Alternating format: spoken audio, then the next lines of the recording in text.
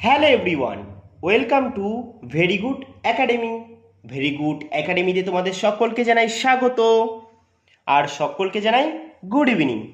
কেমন আছো তোমরা? আশা করি তোমরা প্রত্যেকেই ভালো আছো। আজ আমি তোমাদের জন্য গুরুত্বপূর্ণ একটা মিক্সড প্র্যাকটিস সেট নিয়ে চলে এসেছি। যেই সিরিজটা আমি তোমাদের কন্টিনিউ করছিলাম প্রত্যেক দিন, আর লাভ ক্ষতি আমি যেই সিরিজটা করাচ্ছিলাম এ টু জেড লাভ ক্ষতির সমস্ত অঙ্ক, সেটাও আবার করাবো, তবে এখন একটু প্র্যাকটিস সেট করাচ্ছি। তাহলে তোমরা এই ক্লাসটি মনোযোগ সহকারে দেখো। আমি তাহলে শুরু করি ক্লাসটা। আর যারা পারবে খুব ভালো, কিন্তু একবার প্র্যাকটিস করে নাও। প্র্যাকটিস করতে কত মিনিট আর লাগবে, তোমরা দেখবে, অঙ্কটা করবে, বেরিয়ে যাবে। আর যারা পারবে না তারাই অঙ্কটা বুঝবে, আর তোমরা চাও যদি আরও একবার বুঝতে পারো, বুঝলে তোমাদেরই আরও ভালো হবে। তাহলে চলো আমি শুরু করছি আজকের অঙ্ক। দেখো কি বলেছে, একটি চৌবাচ্চার 3/4 অংশ, কি বলেছে 3/4 অংশ পূর্ণ করতে 27 মিনিট সময় লাগে। 27 মিনিট সময় লাগে, তবে চৌবাচ্চাটির আগের বার কি 3/4 অংশ পূর্ণ করেছে, এবার বলছে না, তবে চৌবাচ্চাটির 2/3 অংশ পূর্ণ করতে কত সময় লাগবে, আমাদের এটা বার করতে বলেছে। তাহলে কি করে বার করব? একদম বাচ্চাদের অঙ্ক, দেখো কিচ্ছু করবো না, জাস্ট তৈরাসিক করে দেবো। তাহলে কি বলেছে, একটি চৌবাচ্চার 3/4 অংশ, 3 বাই কি বলেছে 3/4 অংশ কত মিনিটে পূর্ণ হয়? 27 মিনিটে পূর্ণ হয়। তবে চৌবাচ্চাটির 2/3 অংশ, 2/3 অংশ পূর্ণ হবে কত মিনিটে, এটাই আমাদের বার করতে বলেছে। চলো তাহলে এবার তৈরাশিক করে দিই। দেখো এই যে প্রশ্নবোধক চিহ্নে বা কোয়েশ্চেন মার্কের ওপরে যে সংখ্যাটা আছে সেটা আমরা বসিয়ে নেব। এবার তলায় যে সংখ্যাটা আছে এটা আমরা কি করব,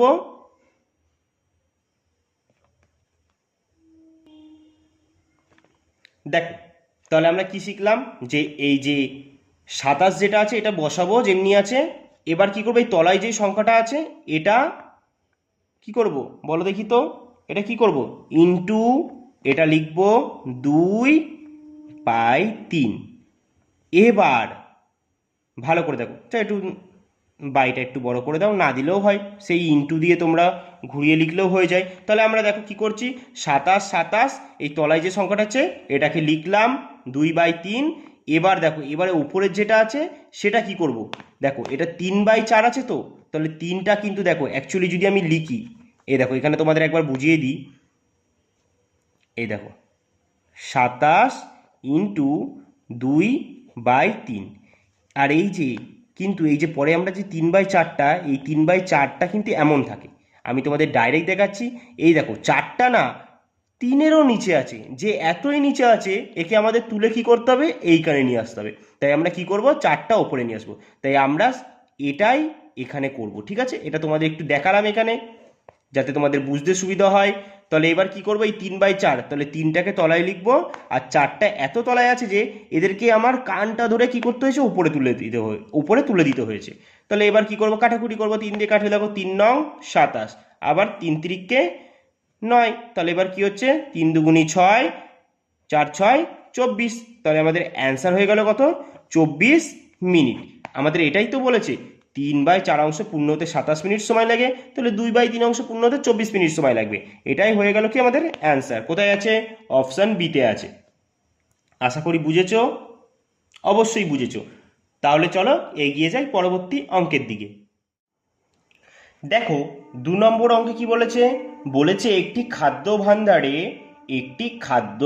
ভাণ্ডারে 200 জনের 190 দিনের খাবার মজুদ ছিল।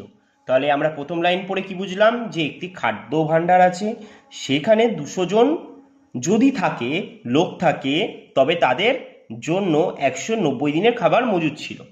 এবার বলছে 40 দিন পর 80 জন অন্যত্রে চললে যাওয়ার 80 জন অন্যত্রে চলে যাওয়ার পর, এখানে অবশ্যই যাওয়ার পর কিন্তু, হ্যাঁ যাওয়ার পর অবশিষ্ট খাদ্য কতদিন চলবে।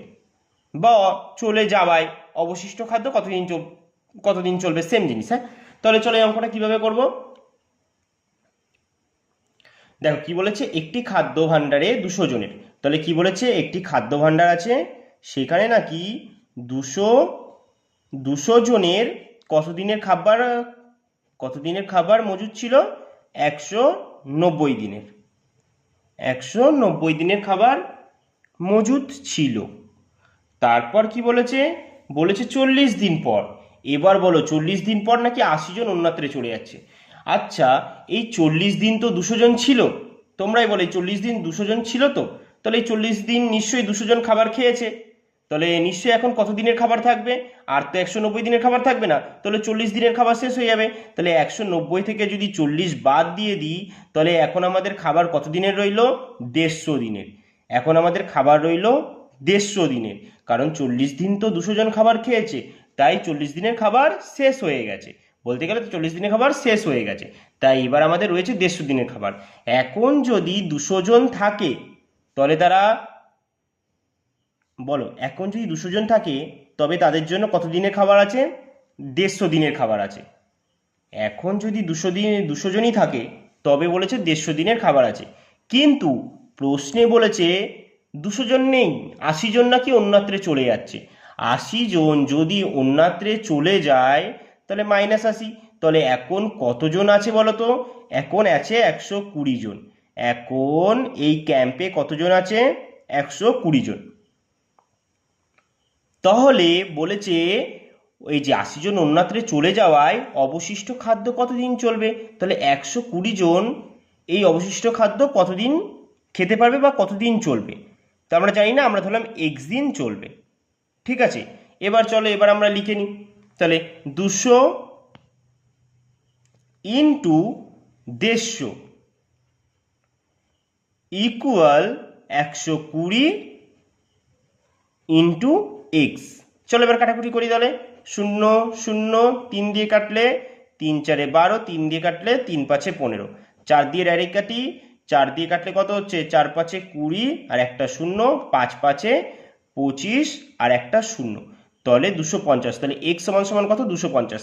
তার মানে আমাদের বলেছে এই যে 80 জন অন্যত্রে চলে যাওয়ায় অবশিষ্ট খাদ্য তাহলে কতদিন চলবে, অবশিষ্ট খাদ্য 250 দিন চলবে। এইটাই আমাদের বার করতে বলেছে, তাহলে আমাদের অ্যান্সার কিসে আছে, দেখো অপশান এতে আছে 250। এটাই হয়ে গেল কি আমাদের অ্যান্সার। এবার তোমরা হয়তো বলতেই পারো, দাদা এটা কি করে, কেন সাজালে এটা এরকম করে। আমরা কিসের অঙ্ক করছি বলো তো, এটা সময় কার্যের মতো। সময় কার্যের অঙ্কগুলো আছে না, ওই যে D1 T1, এই অঙ্কটা, এটা কিন্তু সেম, তাই সেরম অনুযায়ী দেখো 200 জন আমরা কি শিখেছিলাম, বা D1 T1 করে যদি না মনে রাখো, এইভাবে মনে রাখতে পারো যে জন, দিন, ঘন্টা, ওপরে বসে বাদ বাকি যা থাকবে, মানে যেমন একটা লোক 100টা ইট গাচ্ছে, বা একটা গরুকে 400 কেজি ঘাস দেওয়া হয়েছে, বা যে কোনো যা কাজ থাকবে সেটা তলায়, জন দিন ঘন্টা ওপরে বসবে, কাজ তলায়। তাহলে সেটাই, যেহেতু আমাদের এখানে দেখো কাজের কথা কিছু বলেনি, তাই আমাদের বলেছে কত জন আছে, জন, আর কতদিন সময় লাগছে। আর এই সাইডেও আমরা কি জানি, যেটা আছে সেটা আমরা বসালাম, আর যেটা নেই তার জন্য আমরা এক্স লিখেছি, তাহলে এক্স এর মান পেয়ে গেলাম 250। তাহলে আমাদের অ্যান্সার কত হয়ে গেল, 250। বুঝেছ? চলো তাহলে এগিয়ে যাই পরবর্তী অঙ্কের দিকে। দেখো এবার 3 নম্বর অঙ্কে কি বলেছে, বলেছে 3টি সমান গ্লাস সিরাপ দিয়ে যথাক্রমে 1/2, 1/4 আর 5/8 অংশ পূর্ণ। মানে সিরাপ দিয়ে পূর্ণ, কিন্তু সিরাপ দিয়ে, এই যে বলে দিয়েছে সিরাপ দিয়ে পূর্ণ, বলেছে পাত্র 3টির অবশিষ্ট জল দিয়ে পূর্ণ। মানে আমাকে এই যে অংশগুলো দিয়েছে এটা কিন্তু সিরাপ দিয়ে পূর্ণটা বলে দিয়েছে, আর অবশিষ্ট যেটা থাকবে সেটা নাকি জল দিয়ে পূর্ণ। এবার বলে দিয়েছে পূর্ণ করে, মানে অবশিষ্টটা জল দিয়ে পূর্ণ করে একটি বড় পাত্রে ঢালা হবে। একটি কি করবে, একটি বড় পাত্রে ঢালা হবে। একটি বড় পাত্রে কি করবে বলো তো, একটি বড় পাত্রে ঢালা হবে। পাত্রটা কেমন হয়েছে বলো, ভালো হয়েছে তো,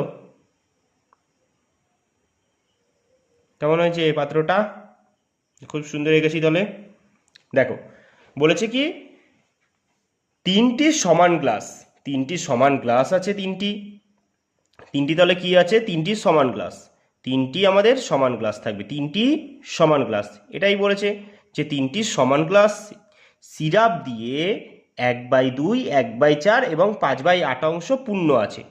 ধরো এই যে সিরাপ দিয়ে এতটা করে পূর্ণ আছে, তিনটি সমান গ্লাস পূর্ণ আছে, আর এই বাকিটা যেটা আছে দেখছো, এই যে বাকিটা, এটা কি আছে, এটা হচ্ছে জল আছে। ঠিক আছে, এবার বলছে পাত্র তিনটির অবশিষ্ট জল দিয়ে পূর্ণ। এবার একটি বড় পাত্রে নাকি, এবার বলেছে এই তিনটে যেটা দেখছো এখানে বলছে একটি বড় পাত্রে ঢালা হলে, যখন বড় পাত্রে ঢালা হলে নতুন মিশ্রণে সিরাপ ও জলের অনুপাত কত? নতুন মিশ্রণে সিরাপ ও জলের অনুপাত কত? এই যখন তিনটে বড় পাত্রে ঢালছে, এখানে সিরাপের অনুপাতটা কত ও এখানে জলের অনুপাতটা কত, এইটাই আমাদের বার করতে বলেছে। আশা করি তোমরা বুঝেছো। চলে এবার তাহলে আমরা অঙ্কটা শুরু করি। দেখো কি করে পড়বো, কিভাবে করবো অঙ্কটা। বলেছে তিনটি সমান গ্লাস, তাহলে যেহেতু তিনটি সমান গ্লাস বলেছে, এবার দেখো তো প্রত্যেকটা ভগ্নাংশে কি আছে দেখছো, আলাদা আলাদা। আমরা তাহলে কি করব, গ্লাসগুলোকে আগে সমান করব, গ্লাসগুলোকে কি করব, সমান গ্লাস। তাহলে একটা কি করি, প্রথম গ্লাস লিখি, শুধু প্রথম অক্ষরটাই লিখছি, হ্যাঁ, প্রথম, আর একটা দ্বিতীয় গ্লাস, আর একটা তৃতীয় গ্লাস লিখলাম। প্রথম গ্লাস বলে দিয়েছি কি 1/2, দ্বিতীয় গ্লাস বলে দিয়েছি কি 1/4 অংশ সিরাপ দিয়ে পূর্ণ, তৃতীয় গ্লাস বলে দিয়েছে 5/8 অংশ সিরাপ দিয়ে পূর্ণ। এবার প্রথম কথা বলো, তিনটে গ্লাস কি সমান হলো? যেহেতু সমান নেই, তাহলে আমাদের প্রথম কাজ কি, আমাদের প্রথম কাজ হচ্ছে গ্লাসগুলো সমান করা। দাদা এবার কিভাবে সমান করব? হ্যাঁ, খুব ভালো কথা, খুব ভালো প্রশ্ন। তাহলে এবার দেখো আমরা সমান করব। তাহলে দেখো কিভাবে করব অঙ্কটা। আমরা কি করব, প্রথমে যেহেতু সমান গ্লাস বলেছে তাই তিনটে গ্লাস কি করব, সমান করব। আর আমরা কি জানি, ওপরেরটাকে দেখো কি বলে, যদি বলে দেখো ওপরেরটাকে বলে হচ্ছে কি লব, ওপরেরটাকে কি বলে, লব বলে। আর নিচেটাকে কি বলে, নিচেরটাকে বলে হচ্ছে হর। তাহলে ওপরেরটাকে বলে হচ্ছে লব, আর নিচেরটাকে কি বলে হচ্ছে হর বলে, নিচেরটাকে বলে হর। আশা করি বুঝেছো তোমরা। তাহলে এটা হচ্ছে লব, এটা হর। তাহলে আমরা কি করব, হরগুলোকে সমান করব, হরগুলোকে কি করব, সমান করব। তাহলে দেখো এখানে 8 আছে, তো তাহলে আমরা এগুলোকে কি 8 বানাতে পারবো? অবশ্যই বানাতে পারবো। এটাকে দেখো তো 2 দিয়ে গুণ করলে 8 হয়ে যাবে, এটাকে আমরা 4 দিয়ে গুণ করলে 8 হয়ে যাবে। এবার ভালো করে দেখো, এটাকে 4 দিয়ে, নিচেরটাকে 4 দিয়ে গুণ করেছি মানে কি, আমাদের ওপরেরটাকেও 4 দিয়ে গুণ করতে হবে। আর এখানেও দেখো নিচেরটাকে 2 দিয়ে গুণ করেছি, তাহলে আমাদের ওপরেরটাকেও 2 দিয়ে গুণ করতে হবে। চলো তাহলে এবার করে নিই। তাহলে তলায় গুণ করলে 4 দুগুণী 8, উপরে 4 অক্ষে 4। তাহলে আমি বলতে পারি 8 ভাগ, টোটাল মিশ্রণটা কত 8, তার ভিতরে কত ভাগ সিরাপ আছে, 4 ভাগ। যেহেতু আমাদের বলেই দিয়েছে যে গ্লাসগুলো এত অংশ সিরাপ দিয়ে পূর্ণ, তার মানে 8 ভাগে 4 অংশ কি সিরাপ দিয়ে পূর্ণ। তাহলে এটা সিরাপ। এবার পরেরটা দেখো তো, 4 দুগুণী 8, 2 অক্ষে 2। তাহলে দ্বিতীয় গ্লাসে কত ভাগ সিরাপ আছে, টোটাল 8 ভাগ মিশ্রণ, তার ভিতরে 2 ভাগ সিরাপ আছে। তৃতীয় গ্লাসে দেখো 8 ভাগের ভিতর 5 ভাগ সিরাপ আছে। তাহলে দেখো এবার আমাদের প্রত্যেকটা গ্লাস সমান হলো তো, দেখো প্রত্যেকটা গ্লাস সমান তো, হ্যাঁ, এবার আমাদের গ্লাসগুলো সমান। তাহলে আমি বলতেই পারি যে 8 ভাগের ভিতরে প্রথম গ্লাসে 4 ভাগ সিরাপ আছে, দ্বিতীয় গ্লাসে 2 ভাগ সিরাপ আছে, তৃতীয় গ্লাসে 5 ভাগ সিরাপ আছে।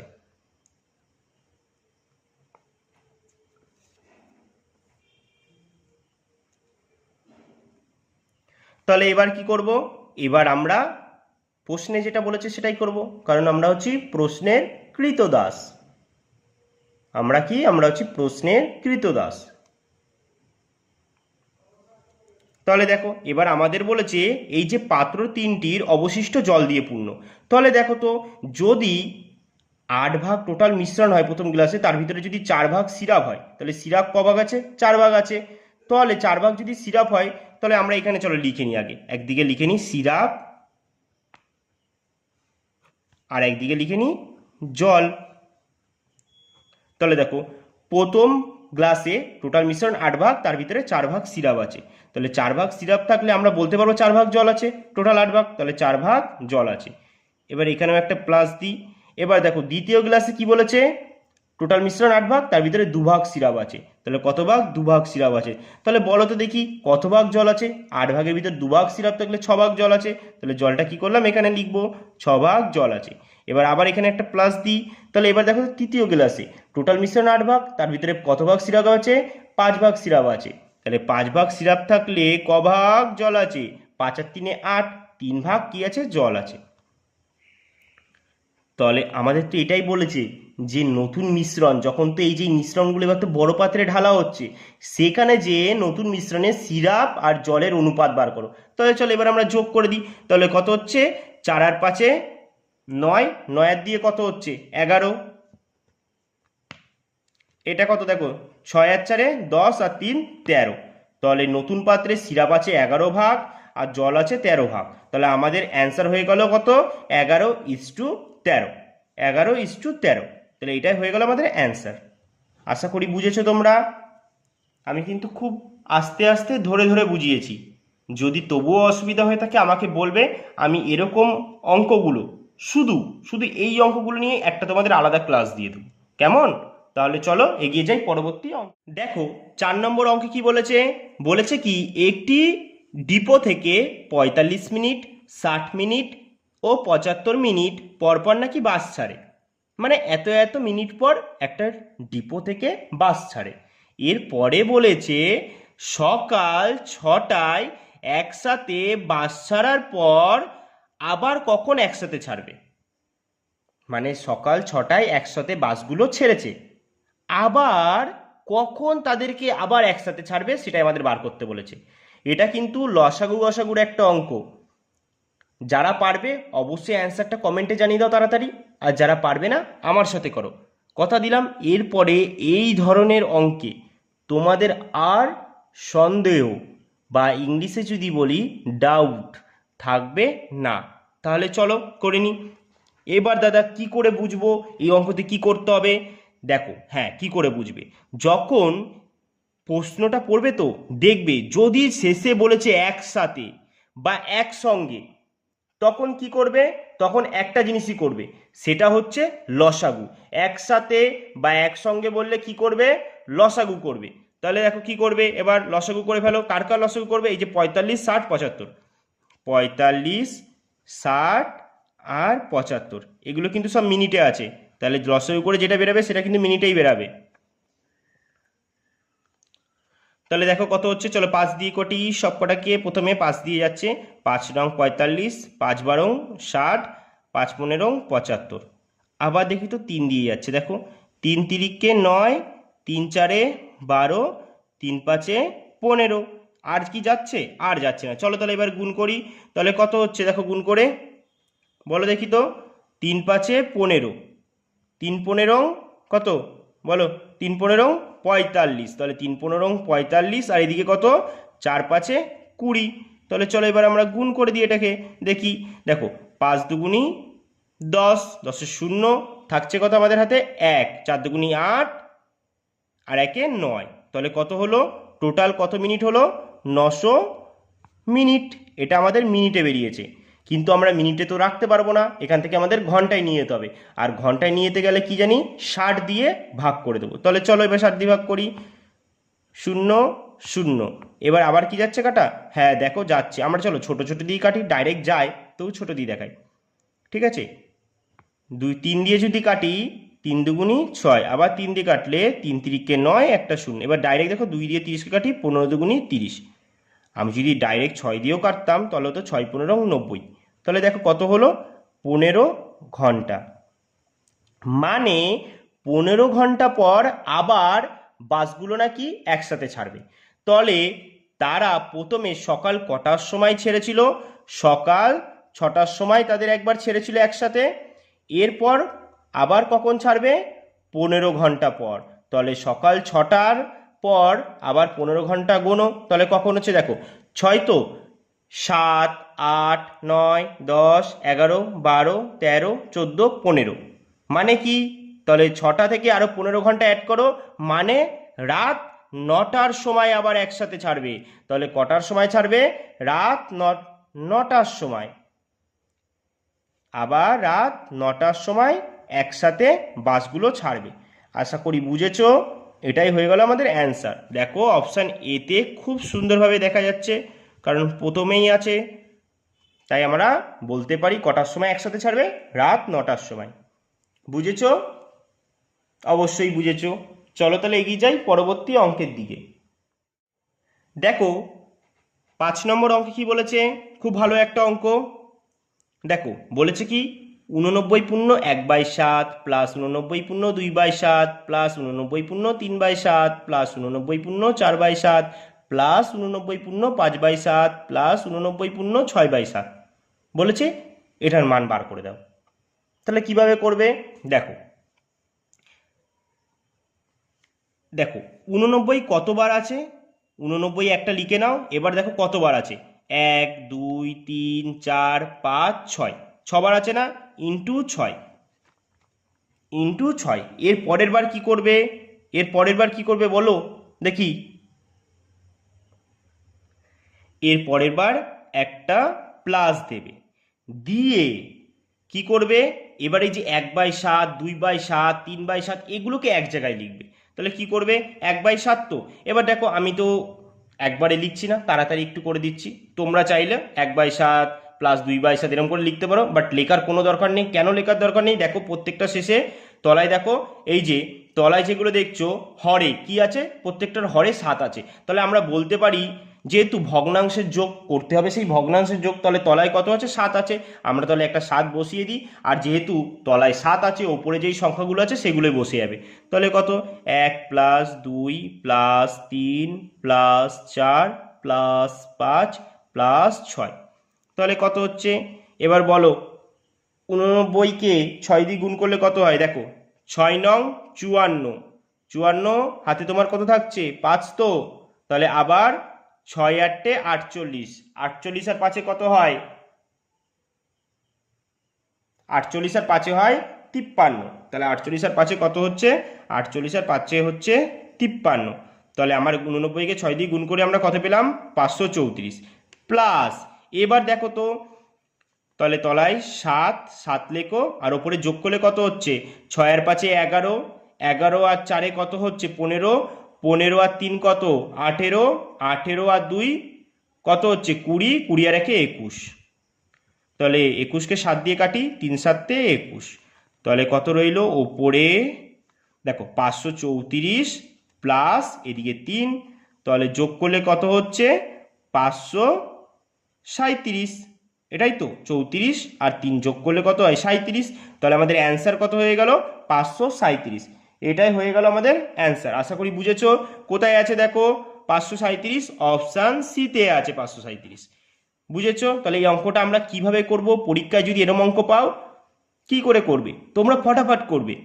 আমি তোমাদের আস্তে আস্তে বোঝালাম, তোমরা অর্ধেক ক্যালকুলেশন মাইন্ডেই করে নেবে, কিন্তু এখন তো শিখছো, তাই ভালো করে শেখো, ভালো করে একদম বুঝে বুঝে বুঝে বুঝে করো। যখন শিখে যাবে তারপর তুমি পরীক্ষায় তোমার খেলা দেখিয়ে আসো। বুঝেছো? আশা করি অবশ্যই বুঝেছো।